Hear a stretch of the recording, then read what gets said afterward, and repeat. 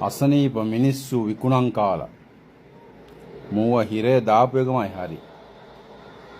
එහෙම තමයි දැන් ඔක්කොම කියන්නේ නේ. අපේ රටේ මිනිස්සු වගේ මම හැමදාම කියනවා බලු જાතියක් මම නම් දැකලා නැහැ.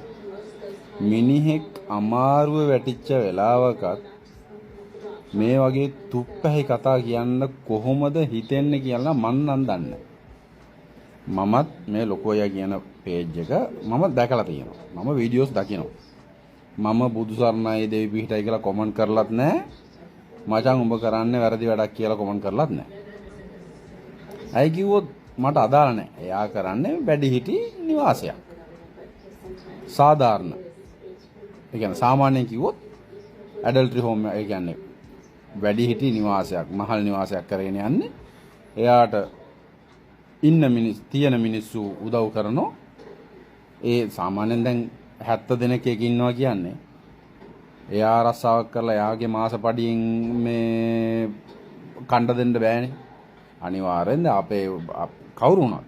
දැන් මම නම් අපේ අම්මලා තාත්තලා එකට ගෙනින් දාන්නේ නැහැ. දැන් උදාහරණයකට එහෙම කවුරු හරි බාර දෙනවා නම් බලන්න බැරි අයනේ බාර දෙන්නේ. එයාලා මාසෙට ගාණක් ගෙවන්න ඕනේ. ඒක සාමාන්‍ය දෙයක්. එයා ඇවිල්ලා උඹලගේ පවුලේ ඉන්න අය එක්කන් ඇවිල්ලා එයාගේ අතේ වේදමෙන් බලා ගන්න යාට පිස්සු නෑනේ.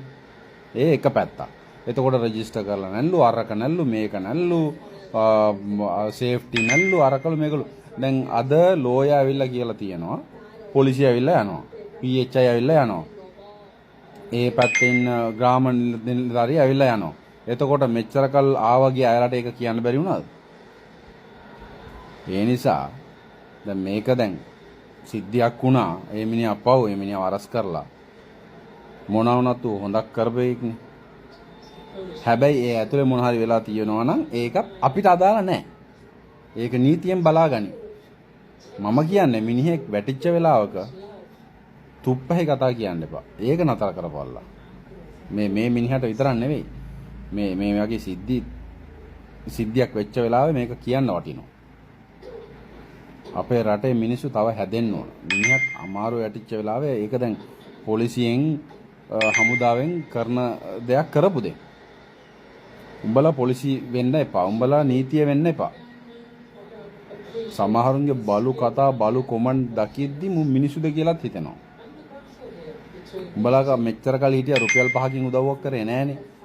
ඈ රියල් ටෝක් එකේ ඒකනේ. රුපියල් 5ක උදව්වක් කරලා නෑනේ. ඒ මිනිහා එහෙම හරි කරානේ. ඈ මේ ඇස්සේ එකෙක් මැසේජ් කරනවා දාගෙන. අහු ඇති බං ඇති. මේ ඒ නිසා කියාගෙන හිටියේ ඒකයි. කරුණා කරලා අනවශ්‍ය දේවල් කරන්න යන්න එපා. තම තමන්ගේ වැඩක් බලාගෙන ඉන්න. එයා කරපු පින් පව් වලට එයා ෆේස් කරා ඒක. අනිත් අය පාඩු වෙන්න. මම දෙපැත්තටම හරියන්න කියන්නේ. මම සපෝට් කරන්නෙත් නෑ එරෙහිත් නෑ. එච්චරයි. හැබැයි ගරහන්න එපා. මිනිසුන්ට ගරහන්න එපා.